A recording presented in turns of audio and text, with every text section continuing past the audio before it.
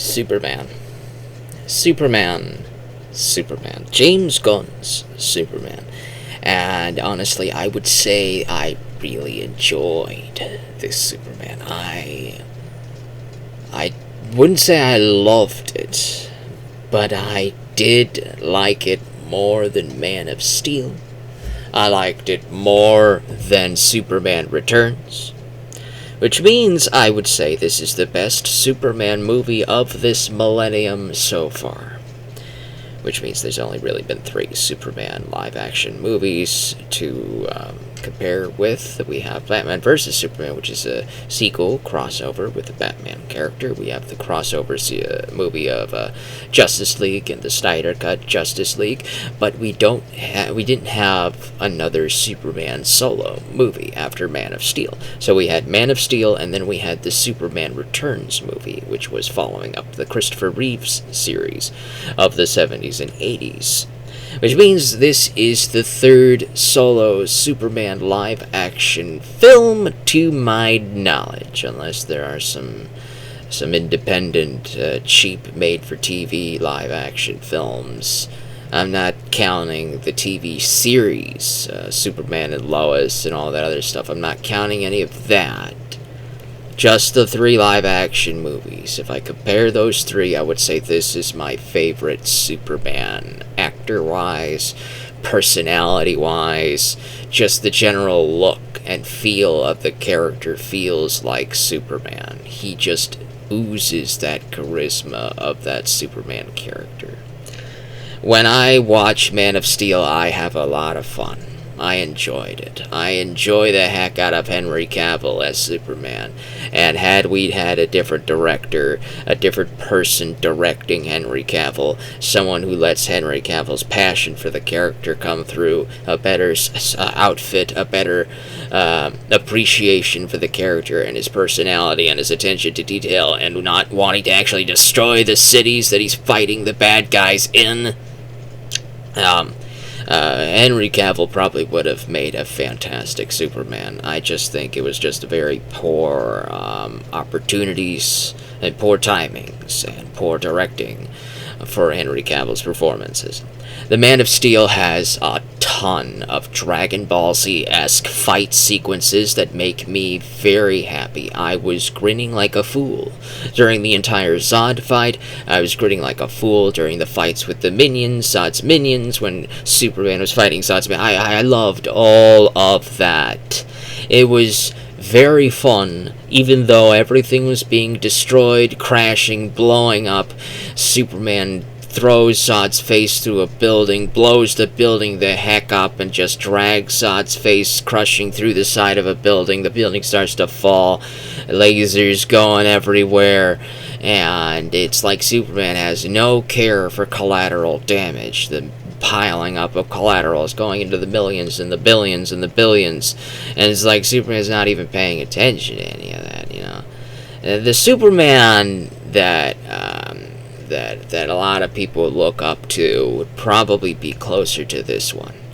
There's a scene where Superman's fighting this big kaiju beastie in the big city, and he's nerfing himself. He's not going OP overpowered because he doesn't want to put anybody in harm's way.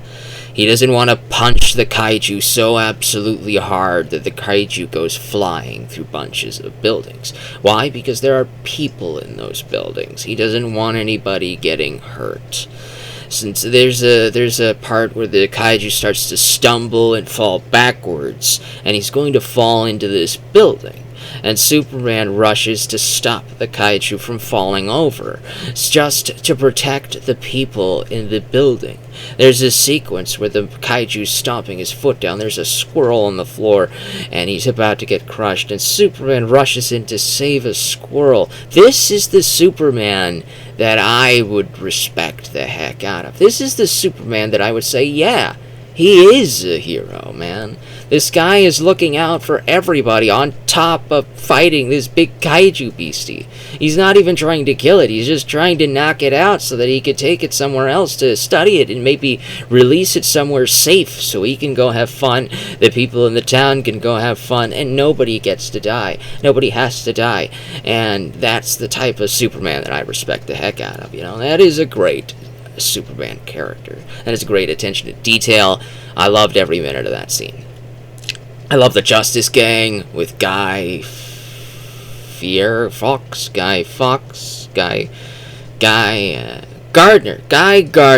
the Green Lantern, played by Nathan Fillion.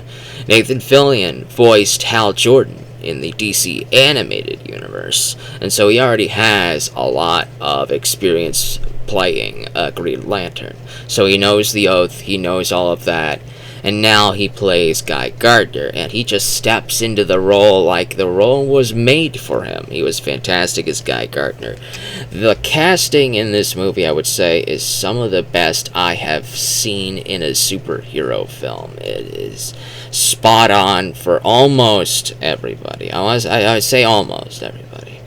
Supergirl, design-wise, she looks great. Personality-wise, they made her a drunken party girl.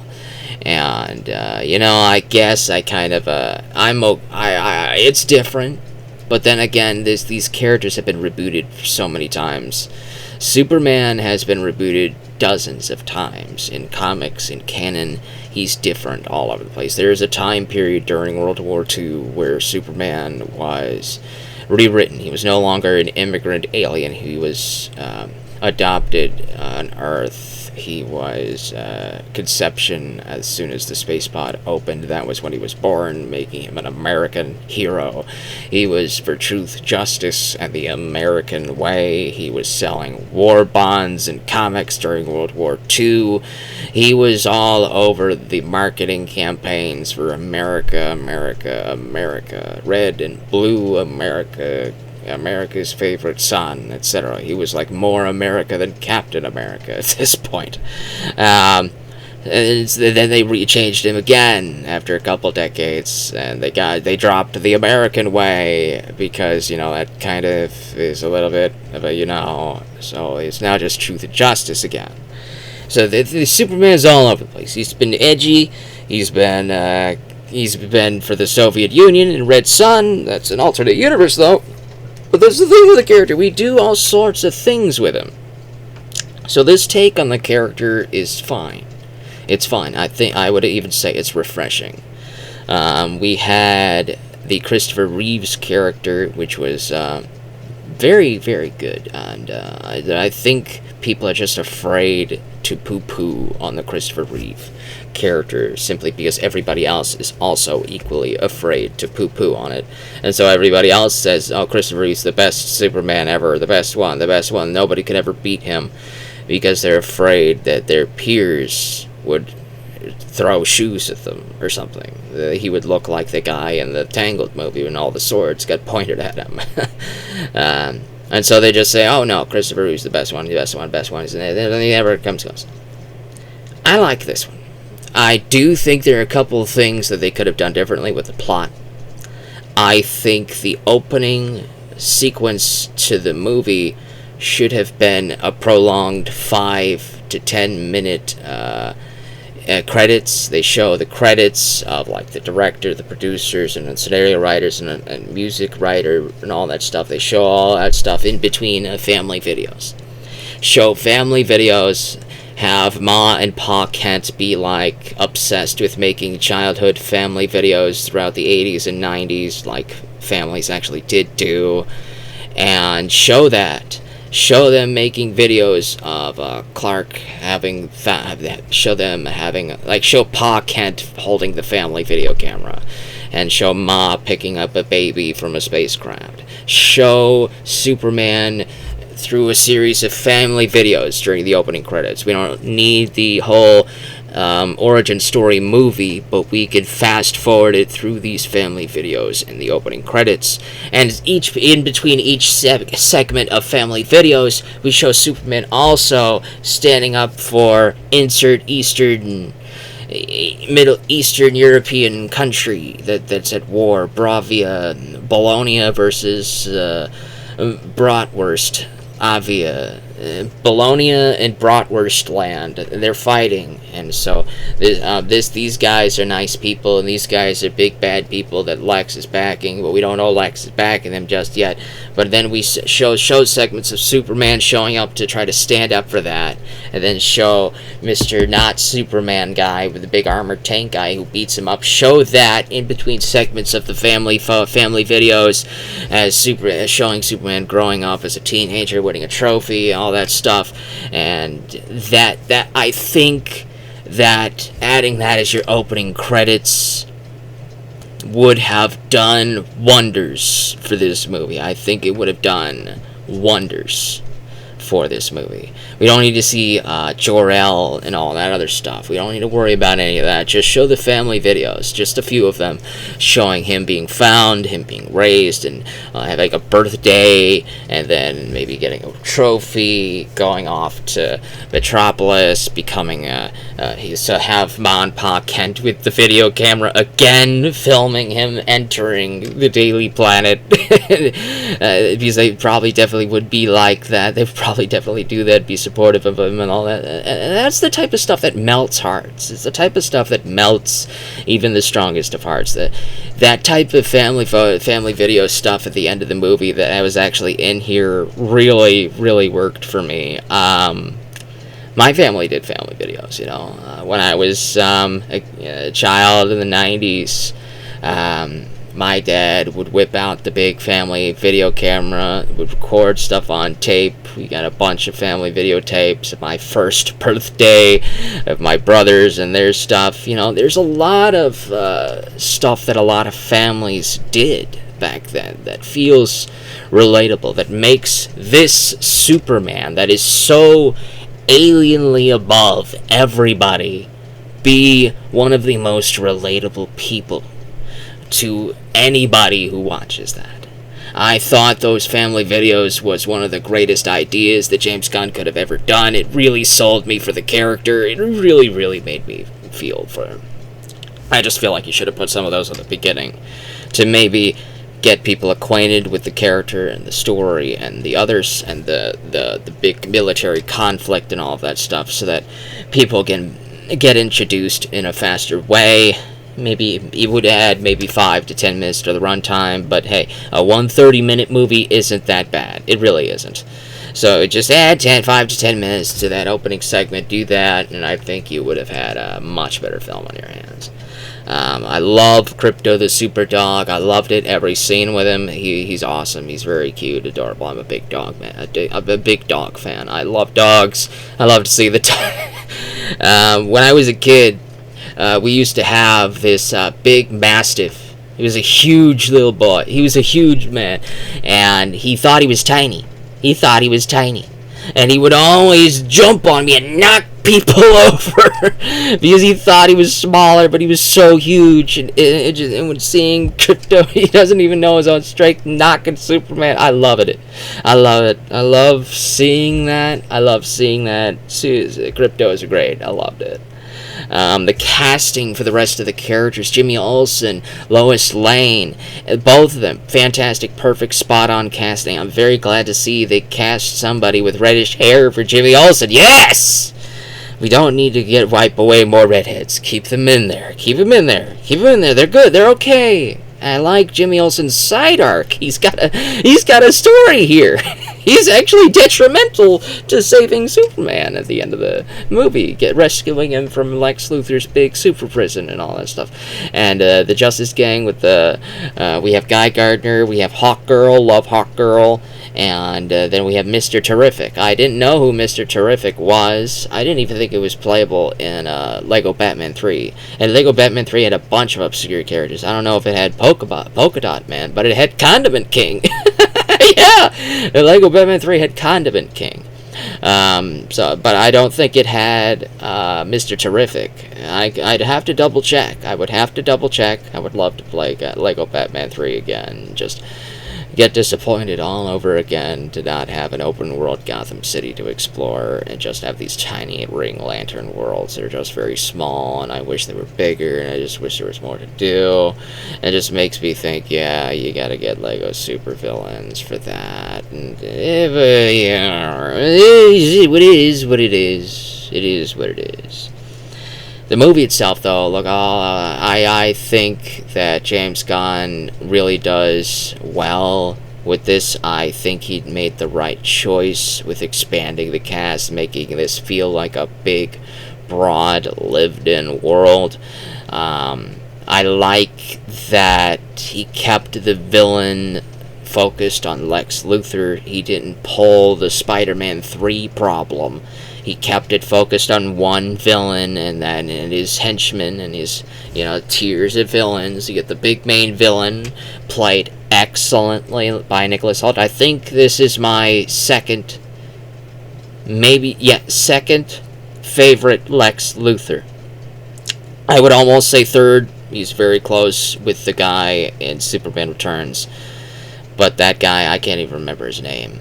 But he was very good at being a bad guy. He was very good at selling the bad guy thing. He was very good at selling the I hate Superman, I would destroy the world so long as you could get blamed for it, the type of character. Nicholas Hoult also plays that, but he plays it a little bit more like a petulant, spoiled child, rich boy child thing.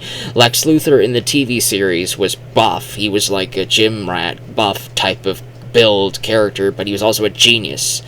And so he was muscular. You took off his shirt and you saw all sorts of muscles. If you took off Nicholas Holt's shirt in this, he would just look like a skinny white dude. Maybe a little bit slightly good, decent build, but he's very lean, very skinny. He definitely feels more spoiled than rich, super rich, awesome rich. There is a couple Easter eggs. I would say they're Easter eggs, but maybe it's just James Gunn being James Gunn with how he films things. There's a scene near the end of the film where a bunch of Lex's drones, the cameras, are controlled by a bunch of guys with visors over their heads in his headquarters of Doom. And yes, Superman has Crypto go grab the cameras and smash them up so that the Superman clone can't get commands from Lex. And with every drone that gets destroyed, one of the guys plugged in with the VR headset, he takes the VR headset off and screams, "Aw, damn it," or something like that. That's the same thing that happened in Guardians 2. If you remember, in Guardians 2, the Guardians went up against the Gold People and fought a big beastie, and then they were escaping. And there were a bunch of these little drones chasing after the Guardians, and every time one of the drones got blown up, we see in the Gold People headquarters, one of the Gold People takes off a visor and curses because he's controlling the ship like a drone, an unmanned drone. And they're all cursing like they just lost an arcade video game. And that's the exact same thing that happens in this movie. There's a lot of James Gunn tropes. I think James Gunn is going to be one of those directors that has tropes that you will recognize across a bunch of his movies. You will say, yeah, I recognize that. I've seen that in a bunch of his other movies. I've seen him pull that joke from this movie. I've seen him pull that joke in this other movie. So now that's 3 movies he's pulled that joke in. And so long as he doesn't overdo it, so long as he doesn't overdo those types of jokes, I think they will continue to be funny. I did find the drone thing where they're pulling off the visors and cursing. I found that to be funny. I found that Lex's employees were so cartoonistically loyal to him was also pretty funny. It was just a fun time. It was a fun movie that gave me the vibes of the Sam Raimi Spider-Man movies. It doesn't need to be super awesome serious. It just make a fun comic book movie and build a world that I want to see more stories told in. And I think he did that. I think he told a very good story. I think he introduced us to a lot of very good characters. I think he's going to do a Justice Gang movie. I think he's going to do one. He's going to do a Superman 2 movie, Man of Tomorrow. He's going to do a Supergirl movie. I think he's going to do Justice Gang. I think he wants to. I think he should. We definitely need more Guy Gardner. We need more Mr. Terrific. I want more Hawkgirl. I want Element Man to join. I want to see other characters join the Justice Gang. I want to see more of that. I want to see more of the world that James Gunn is starting to build.